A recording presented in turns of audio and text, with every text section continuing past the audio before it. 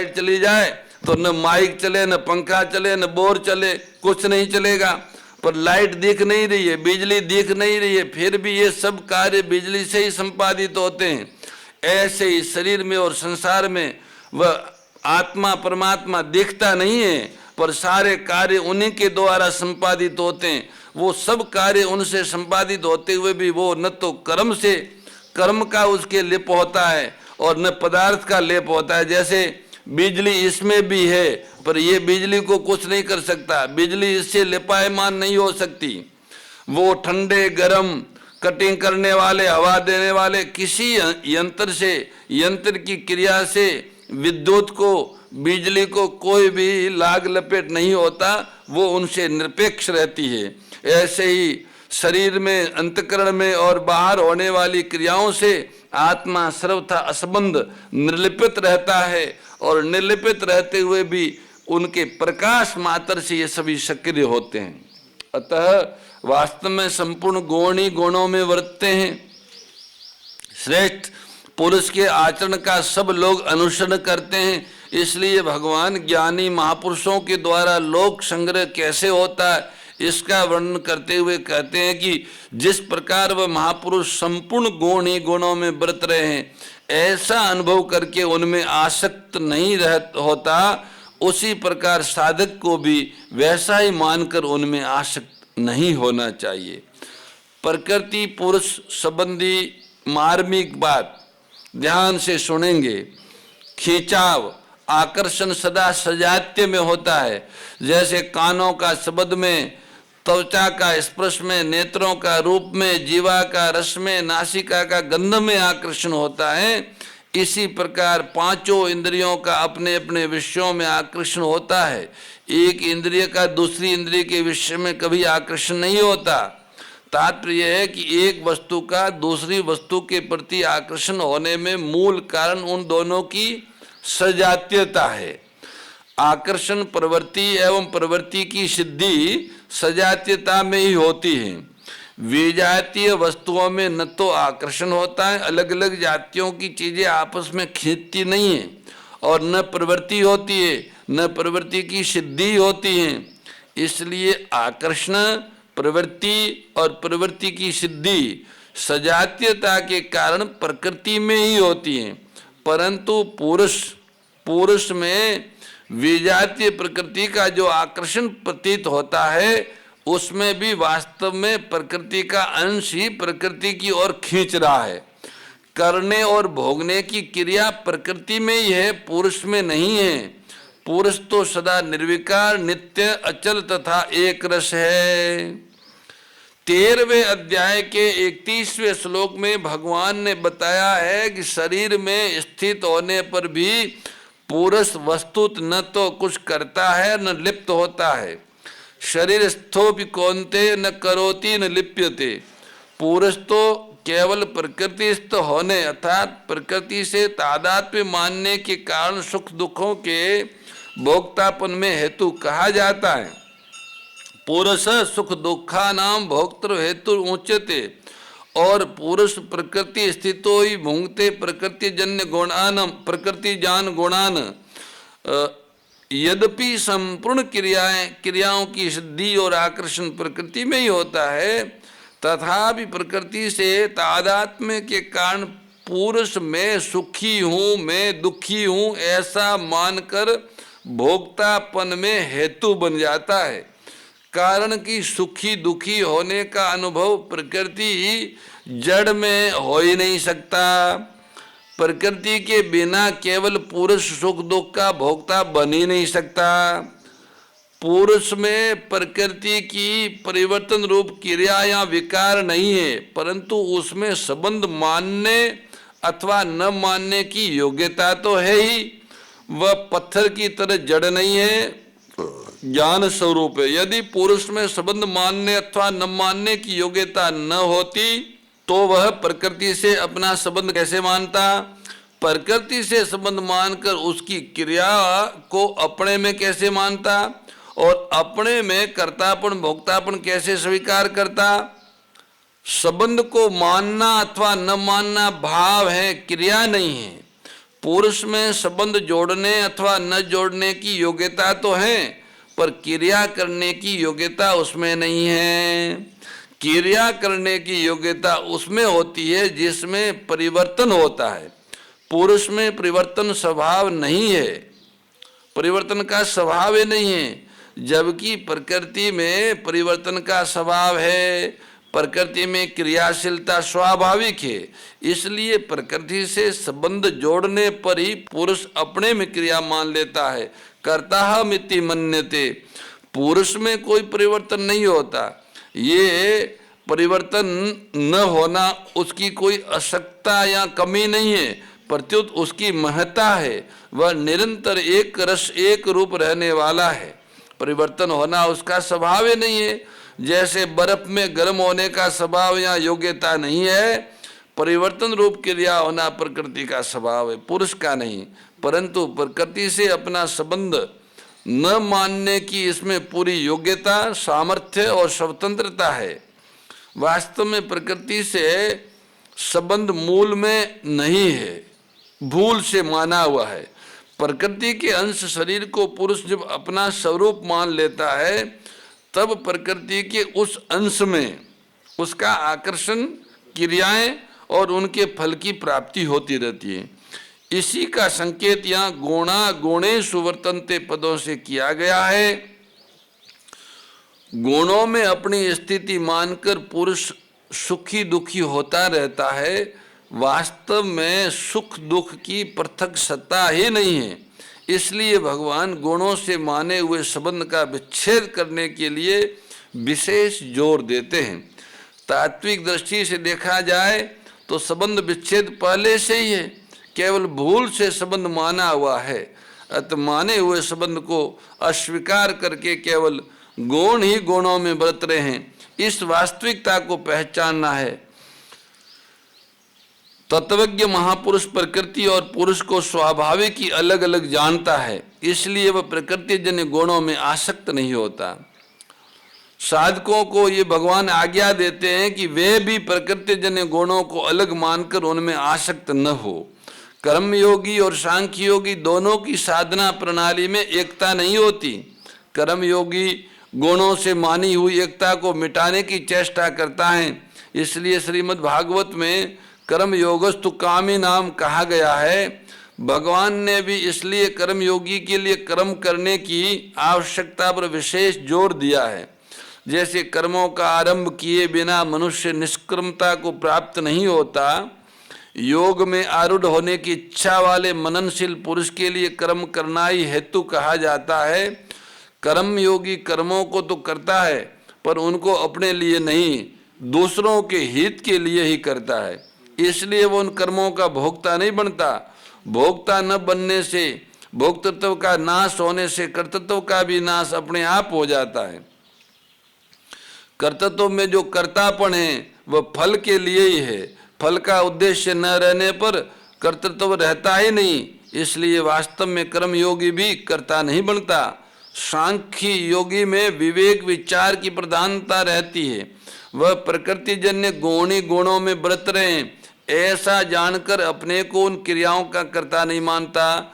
इसी बात को भगवान आगे 13वें अध्याय के 29वें श्लोक में कहेंगे। जो पुरुष संपूर्ण कर्मों को सब प्रकार से प्रकृति के द्वारा किए जाते हुए देखता है और आत्मा को अकर्ता देखता है, वही वास्तव में यथार्थ देखता है, बाकी तो सब अंधे हैं। इस प्रकार सांख्य योगी कर्तृत्व का नाश करता है। कर्तृत्व का नाश होने पर भोक्तापन का नाश भी अपने आप हो जाता है।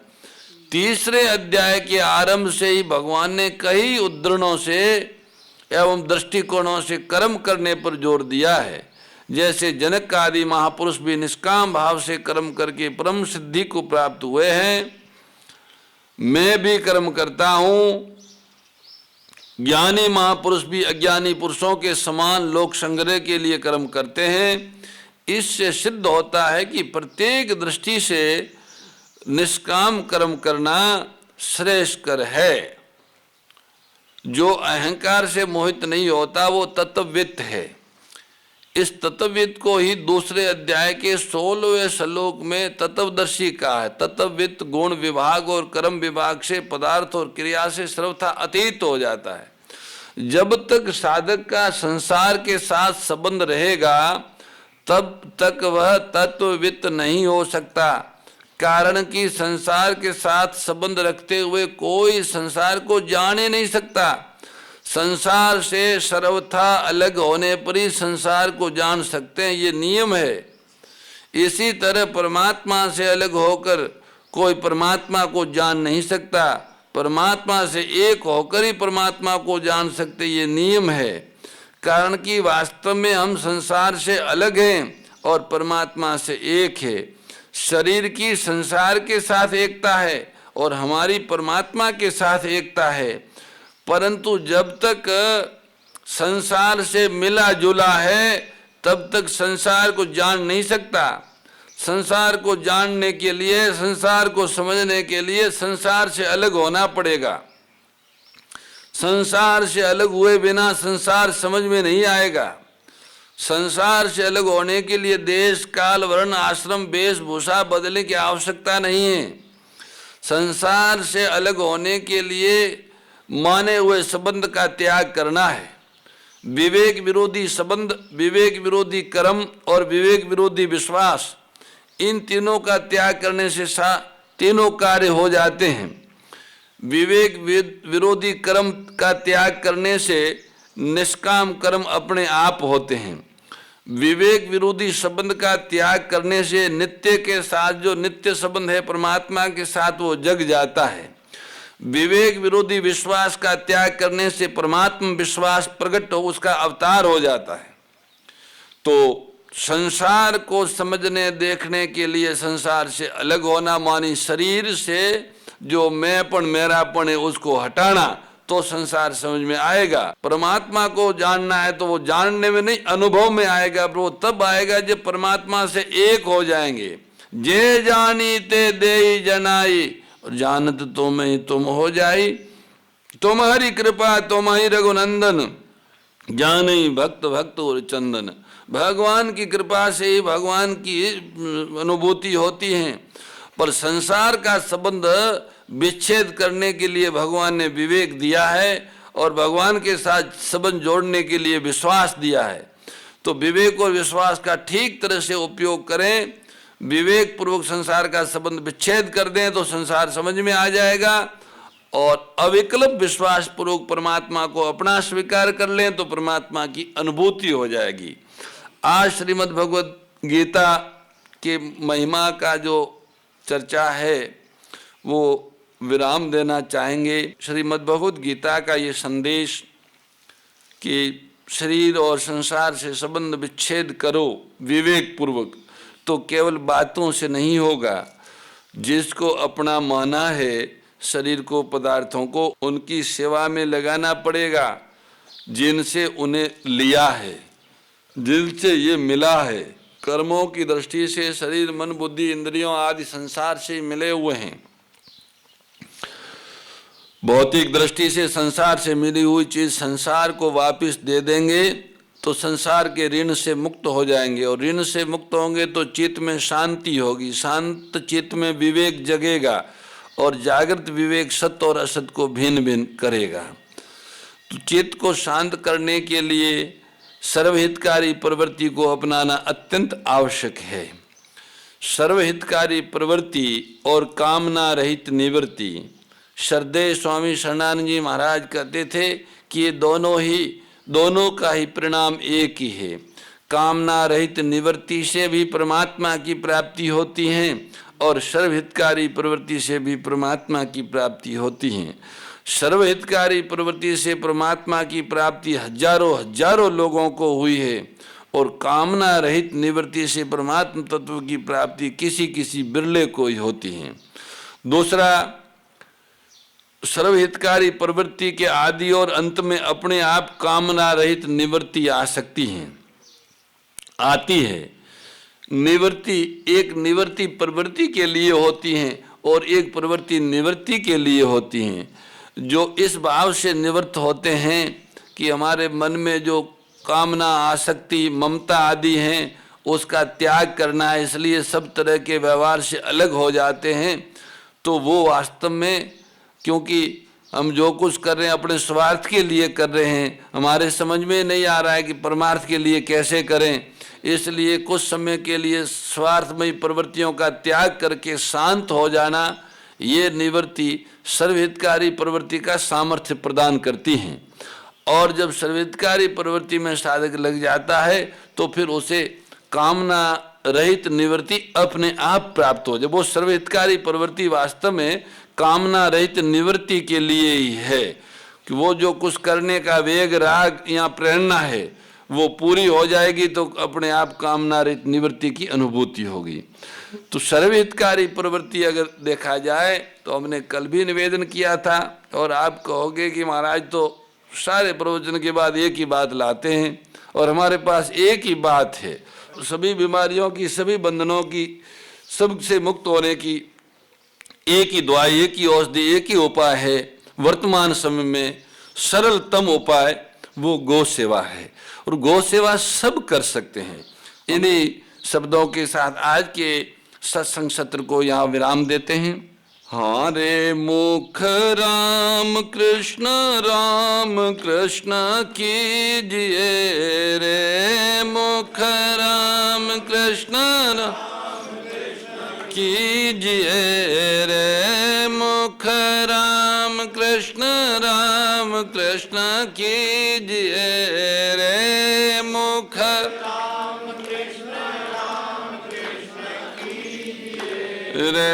सीताराम ने भजने लावो लीजिए रे, सीताराम ने भजने लीजिए रे, राधे श्याम ने भजने लावो लीजिए रे, राधे श्याम रे। मुख राम कृष्ण कीजिए रे, मुख राम कृष्ण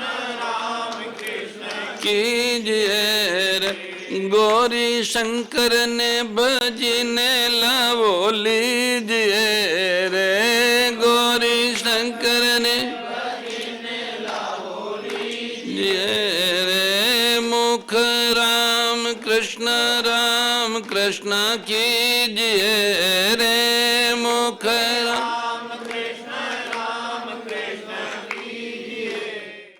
परम श्रद्धेय गौ ऋषि स्वामी श्री दत्त शरणानंद जी महाराज की प्रेरणा व मार्गदर्शन में विश्व के सबसे बड़े गौ सेवा संस्थान श्री गोधाम महातीर्थ पथमेड़ा द्वारा संरक्षित लाखों बीमार, विकलांग, वृद्ध एवं अशक्त गोवंश वेद लक्षणा गोमाता की सेवा के साथ साथ भारतीय गोवंश का संरक्षण, संपोषण, संवर्धन एवं उनसे प्राप्त पंचगव्यों का परिष्करण व विनियोग करना, घर घर गोपालन, गो अभ्यारण्य, घास चारा उत्पादन हेतु गोचर भूमि का विकास, गोपालन लोक संस्कृति के पुनर्जागरण हेतु वेद लक्षणा गो महिमा का प्रचार प्रसार करना तथा गोपालक किसानों के स्वावलंबन हेतु गो कृषि अन्न एवं गो दुग्धान का गुणवत्ता युक्त बाजार तैयार करना श्री गोधाम महातीर्थ का पावन उद्देश्य है। आप सभी दानदाता श्री गोधाम महातीर्थ पथमेड़ा द्वारा संचालित गो सेवा महाअभियान में बढ़ चढ़कर सहयोग कर लाखों बीमार, विकलांग, वृद्ध एवं अशक्त गोवंश के गोग्रास सेवा हेतु श्री गोधाम पथमेड़ा लोक पुण्यार्थ न्यास के बैंक ऑफ बड़ौदा खाता संख्या 084901000238827 IFSC कोड BARB 0 ASHRAM शाखा आश्रम रोड अहमदाबाद में गोग्रास सेवा निमित्त जमा कर सकते हैं। अधिक जानकारी के लिए संपर्क करें 7742093179 7665059999 7073000151।